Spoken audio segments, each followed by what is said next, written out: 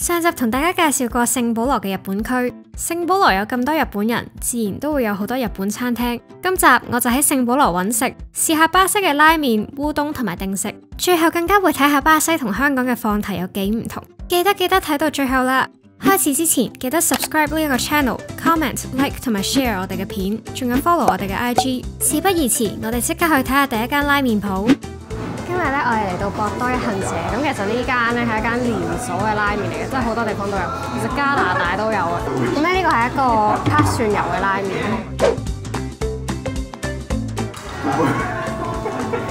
其實佢湯底好濃郁喎，見到佢好結身啊，畢上嚟係芝麻咯，有啲似喺巴黎食過嗰間。佢睇落好濃啦，但係佢唔係話好重味咯。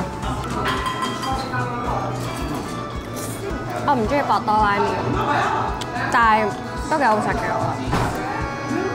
個蛋咧就冇溏心咯，不過佢幾多全熟咯呢個蛋。但係佢呢個咧同日本嗰啲都係一樣偏橙色嘅蛋黃嚟嘅，佢唔係黃色嗰隻蛋黃，係冇味嘅。叉燒啊，我柴好乾嘅叉燒。呢個係普通嘅豚骨拉麵。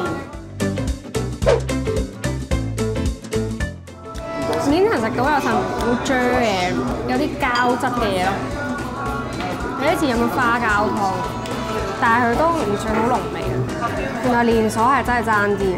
仲有呢間嘢咧連鎖咧，但係冇 WiFi，但係佢咧係唔會俾 menu 嚟，佢哋 scan QR code 咯。我真係唔知佢諗緊啲咩。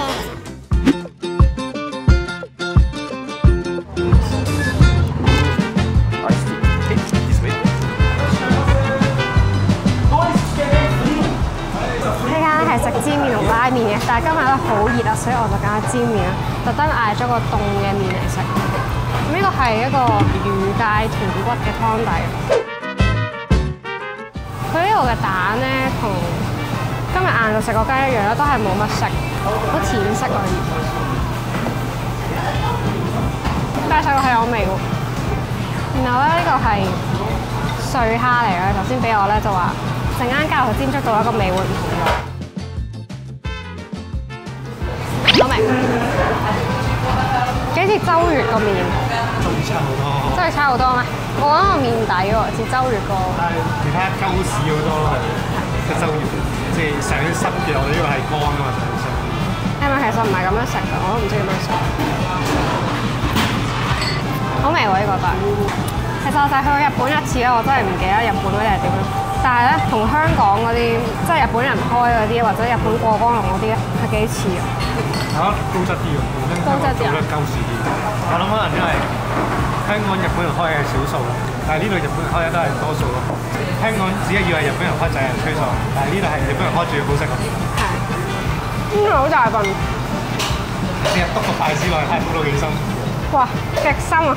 之前我覺得係平時香港嘅2份咯，呢個係。係啊係啊，我覺得係。多。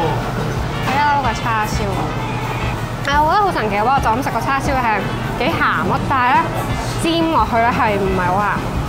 但係呢個一定唔係開粉咯，你覺得？我成日加埋個蝦個煎汁嗰度食，有好隱約嘅蝦味咯，少少鹹香。我覺得呢個咖喱好食好多。但係咧佢好勁啊！佢將啲蝦磨到好碎，加完落去咧，你係 feel 唔到你食到嗰啲碎蝦。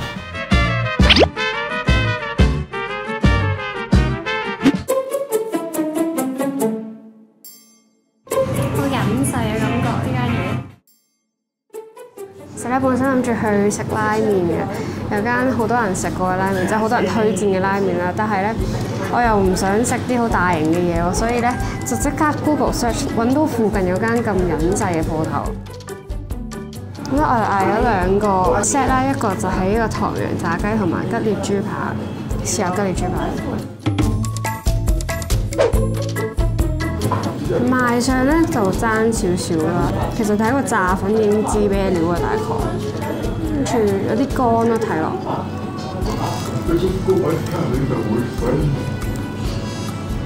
我麻麻地嘅呢個，佢真係幾乾下。即係真正咧，如果日本嗰啲真係整得好食咧，佢哋係用呢個新鮮麵包攪碎嚟做麵包糠，但係佢呢個睇落就係用現成麵包糠嚟整。然後呢個唐揚雞。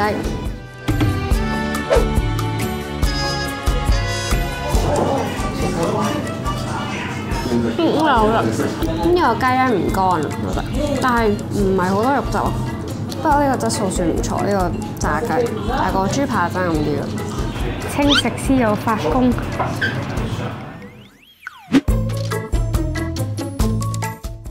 金山呢一間咧，又係好多人推薦嘅一間拉麵鋪啊，就叫拉麵 Castle。咁呢度其實唔係好多選擇咯，佢係主要食味噌啊、鹽味同埋醬油味。咁我嗌咗一個醬油味同埋一個鹽味。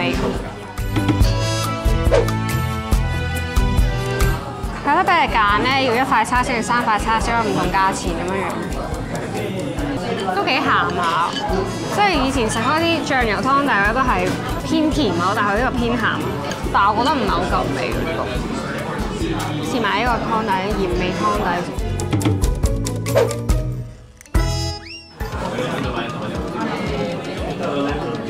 呢個有啲似飲緊中式湯咁樣，但係我都係中意豚骨湯底多啲。不過算。然後拉麵咧，佢呢個係粗麵嚟嘅呢隻。佢呢個好彈牙啊嘛，我覺得佢麵幾好食。但係個湯就一般啦。不過呢塊叉燒咧都唔係嗰啲燒過啲叉燒嚟咯，係普通真正出嚟叉燒，都幾乾下。我諗最好味嘅拉麵咧，都係要去翻啲細鋪仔先有。呢啲可能推薦俾遊客嘅咧，都係冇咁好。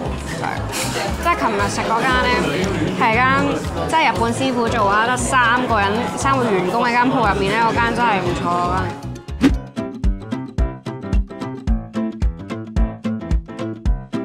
佢呢度咧，其實唔係就係呢間鋪啦，我見好多鋪咧都係唔係好善用 QR code 落單，即係佢哋唔係好似香港咁樣樣咧 scan QR code，佢係喺上面篤啦，或者日本簿仔嗰啲紙俾剔，佢係要親自同職員落單咁樣，跟住每一次都要同職員落單，跟住頭先搞咗一大輪咁樣，原來先發現呢個 QR code 係得個 menu 冇得落單，就是這樣。好彩佢哋真係都算識啲英文咁。都唔太大問題。如果佢哋唔識英文咧，真係仲麻煩。放題體驗啊，呢個真係。佢頭先咧送咗幾樣我冇嗌嘅嚟啦，一個咧就係即係好似鳥巢咁嘅嘢，上面有啲三文魚蓉啦，另一個就係三文魚嘅 carpaccio， 即係好薄嘅三文魚浸住啲豉油度，但係嗰啲係唔好食㗎，同埋我冇嗌過，所以我就同佢講叫佢攞翻。佢哋好興俾啲冇嗌嘅嘢你啊，應該。我唔知會唔會係佢哋心諗我哋唔知做咩，但我心諗佢唔知做咩。對大家嚟講都係文化衝擊。覺得佢三文魚睇落幾靚仔喎呢個。好啊，可以開始食。有呢個好説時大時，佢送咗好多嘢過嚟俾我，呢啲係我嗌嘅我就。呢啲都幾靚仔喎呢個都。由於呢個攝影師咧話佢太肚餓啦，佢叫我自己用個堅果自己淥酸。咁咧我就唔理佢啦，我自己淥。試下吞拿魚先，一般啦吞拿魚。同香港放題七做差唔多我覺得，但係呢個咧要200頭咯，所以我覺得係 OK 嘅。即係香港依家放題都要300-400蚊咯。個餃子好食。其實我原本諗住去間日式少少嘅放題好食，即係出去任攞一啲日本嗰啲點啲啊，但係佢唔開，所以冇啦。呢個唔知咩嚟㗎，咩嚟㗎呢個？佢哋叫做 white fish 嘅嘢，好耐唔知咩嚟啦。跟住然後咧，跟住菜絲啊，其實幾似香港嗰啲喎，係深。跟住呢個係唔知咩三文魚，我都唔知我食緊啲咩。跟住松露油三文魚喎，有得佢加喺啲粗鹽喺上面，我覺得 OK。石燒三文魚。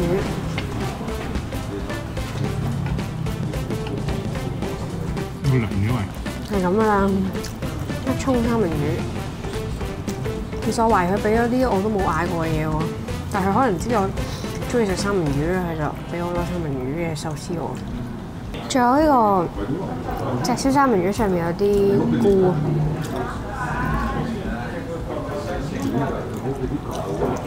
呢個都唔差喎呢個。肉包咧放題咁樣樣，呢個真係好多日本餐廳放題餐廳好多。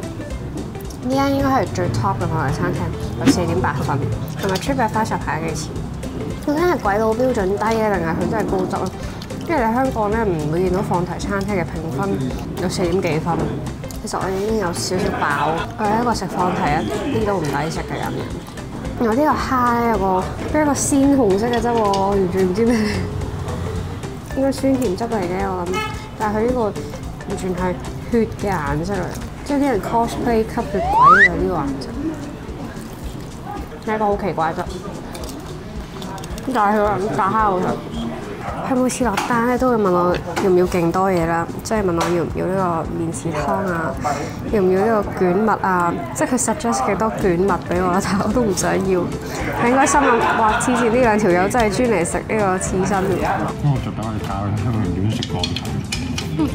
唔係咯，其實我都唔中意食啲鬼佬卷咯，嗰啲唔好食咯嗰啲。唔知點解美國人特別中意食嗰啲卷。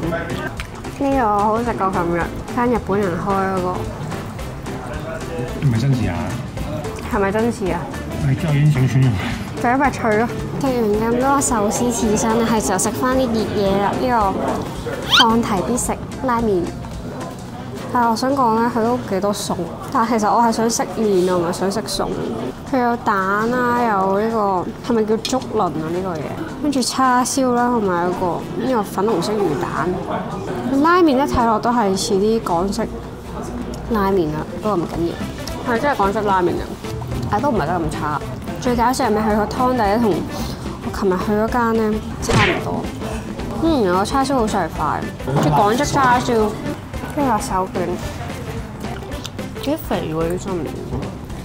個手卷咧，佢成條都塞滿三文魚啊！我食咗開心，喂！你食到飯俾我，食到飯俾我，仲未食到飯。佢係多三文魚小飯，咁去到個底嘅啫，好多。其實見到佢呢個滴晒啲豉油落嚟都知咩料，真係唔多飯喺入面啊！我覺得 MVP 係呢個三文魚手卷。仲有你原本冇叫喎。係。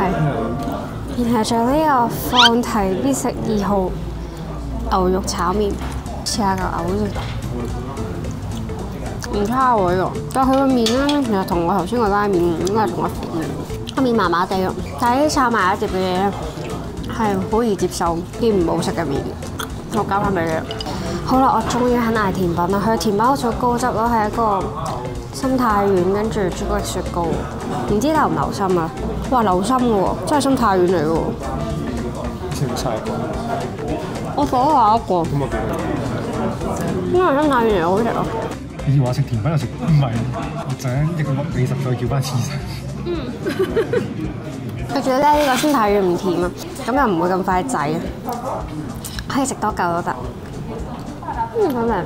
可以食多個心太軟，再食多一個手卷，再食多幾個壽司，再食多幾個刺身啊！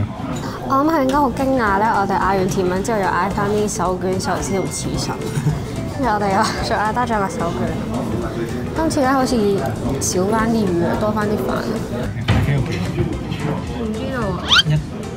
第4定第5輪卷啊？呢個係。第4輪卷咯。跟住呢個咧，啱啱送嚟係第3輪刺身。我諗佢最驚訝嘅係咧，我哋咁細粒咧，食到咁多嘢之餘，仲要食晒啲嘢，係清晒。清碟絲嚟啊！清碟絲。佢飽未啊？食咗咁多嘢。8至9成啦，但係都係嗰句8唔係最盡，8係啱啱好咯，8嘢開始辛苦。有一輪新嘅壽司啦，依家2點幾，間鋪就嚟閂啦，佢仲食緊。請問你食完個甜品之後幾成飽？好就冇一個強計緊。清碟絲有冇完成啊？食晒嘢啦。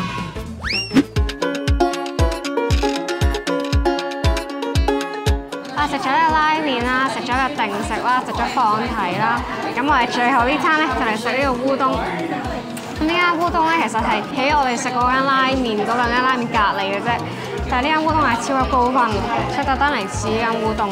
咁呢個係一個原味嘅烏冬啦，再加一個糖醋炸雞同埋一個冷嘅烏冬。試下呢個原味烏冬先。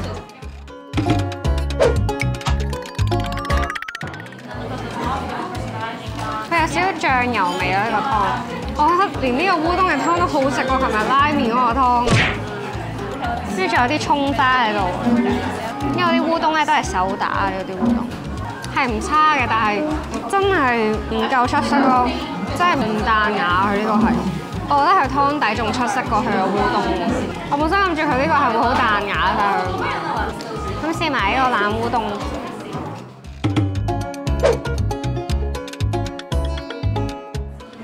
咁長嘅，哇，短啲啊，大佬！